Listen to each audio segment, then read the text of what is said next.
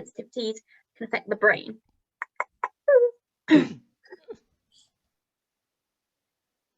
So just a disclaimer, I am not a medical practitioner. This is not intended to be used as a substitute for diagnosis or treatment from a qualified medical professional. This is to be used for educational purposes only. We do not claim to cure, heal, treat, or mitigate any condition. So for medical advice, please see a qualified medical professional. So what conditions can be linked to food sensitivities?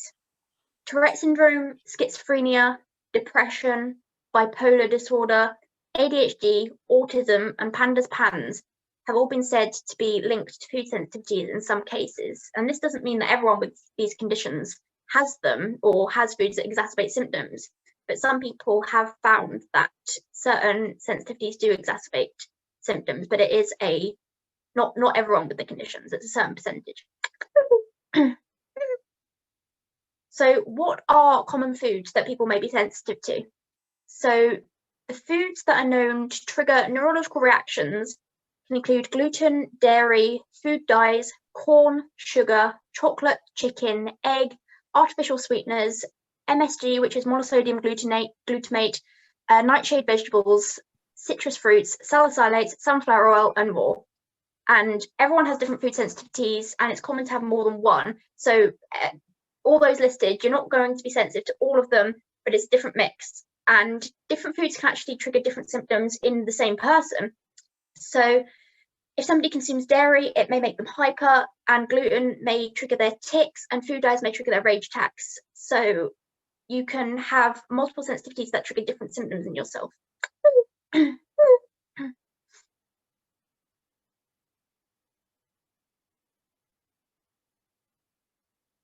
So the difference between food sensitivities and food allergies.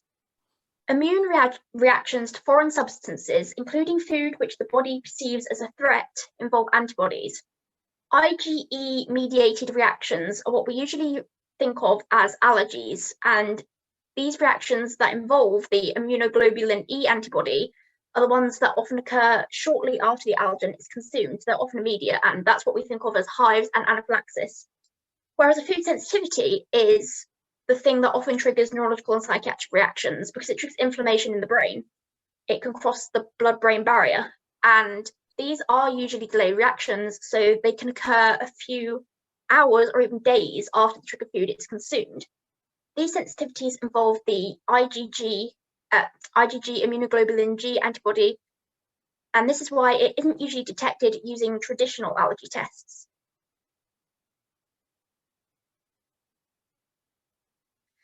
So I'm going to be showing some of the science now. So about half a century ago, the term bread madness was created to describe a group of patients with schizophrenia who recovered with the elimination of gluten. And of course, just saying madness is not the best term because, of course, that perpetuates the mental health stigma, but that was half a century ago what they just called it. And then a literature review from 2006 found that a drastic reduction of symptoms or full remission of schizophrenia symptoms after gluten elimination was noted in a variety of studies, demonstrating that gluten sensitivity can contribute in some people's cases. And a study published in 2014 had 100 participants with schizophrenia and 100 control subjects. And high levels of gluten sensitivity were found in the schizophrenia patients than the control group. And a study by FC Doan and JC Grasberger randomly assigned patients with schizophrenia to a diet free from cereal, grains, and milk whilst on a ward, and it was found that these patients were discharged twice as fast than the control patients who were assigned a high cereal diet. Tourette syndrome. A report from 1994 describes case reports of 3 patients with uncontrollable movements that resembled tics.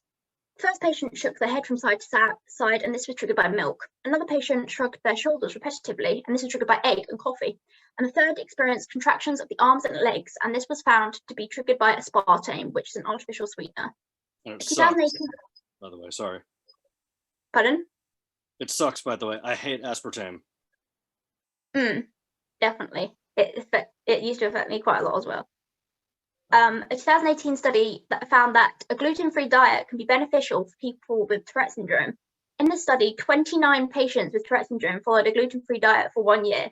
By the end of the year, there was a reduction in tics measured by the Yale Global Tic Severity Scale, and OCD symptoms also improved.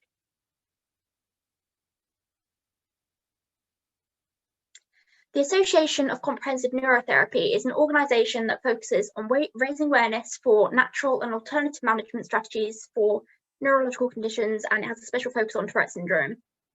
The person who runs it is called Sheila Rogers, and they have published 2 brilliant books that go into detail about the role of diet and food sensitivities in Tourette's and tic disorders, and they are titled Natural Treatments for Tics and Tourette's and Stop Your Tics by Learning What Triggers Them. And I would personally recommend both of these books for anyone dealing with Tourette's, tics, PANDAS, PANS. And the ACN Latitudes website also includes many anecdotal reports of people sharing their stories with things that have helped them, such as cutting out allergens. ADHD.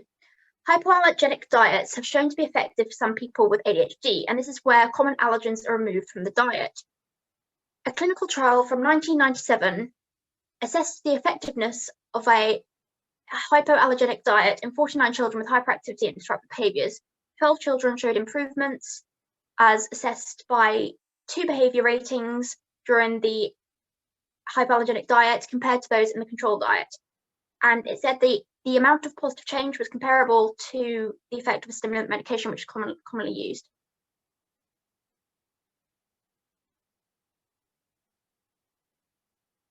A study published in The Lancet in 1985 put 76 children with hyperkinetic syndrome, today known as ADHD, on a hypoallergenic diet. 62 of the children improved, and 21 of them no longer met the criteria for hyperkinetic syndrome/ADHD.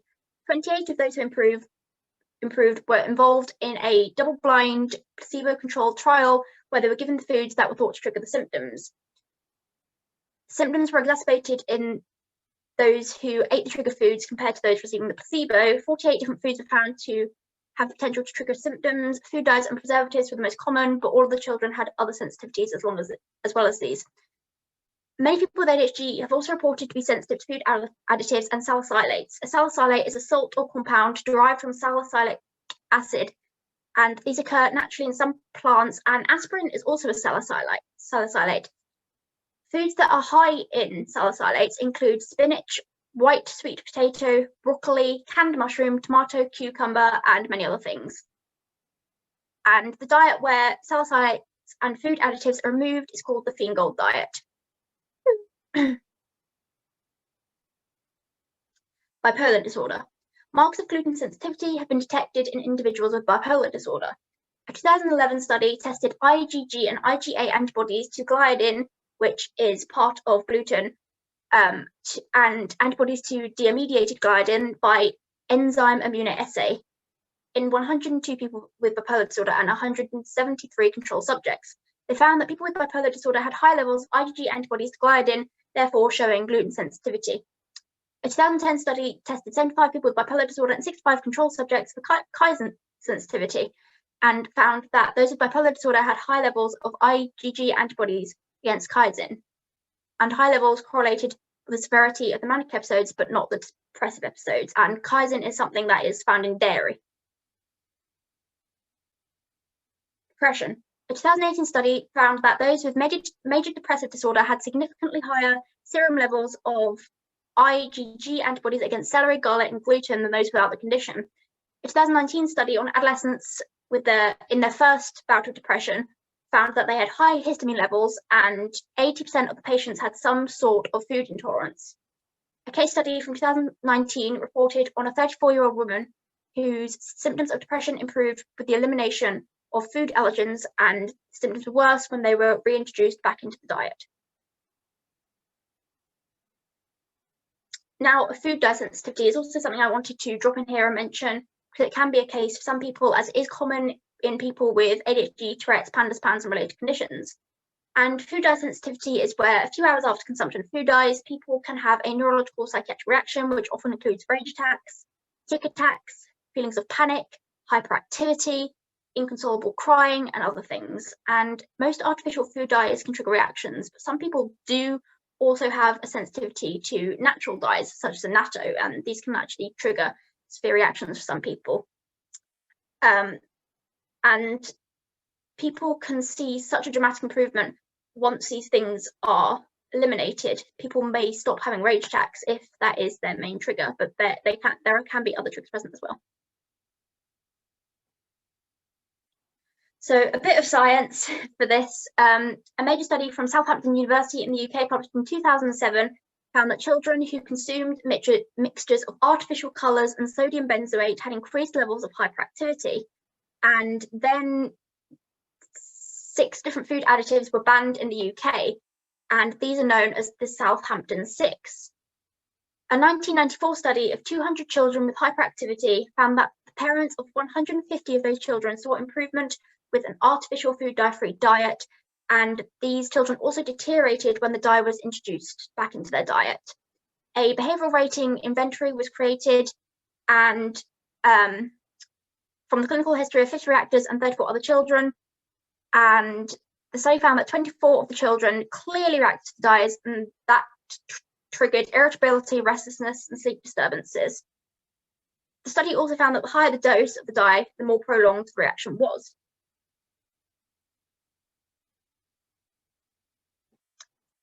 How to detect food sensitivities. So there are different ways to detect these food sensitivities, as they are not present, they cannot be detected using traditional Allergy tests. So some people use IgG food sensitivity tests. These have been questioned on their accuracy and reliability, so it's important to get a brand that you can trust, that is reliable, because some of them don't always give the best results. The elimination diet can be really helpful for some people. Looking for triggers, some people will keep a food journal, and also consulting a naturopath or environmental physician can be helpful as well. And I believe that it is important to be mindful that people can eat things that trigger their symptoms outside of the home. So if you're doing an elimination diet, it's really important to think about that, because if somebody goes out with their friends and eats something, they can come home and have a severe reaction.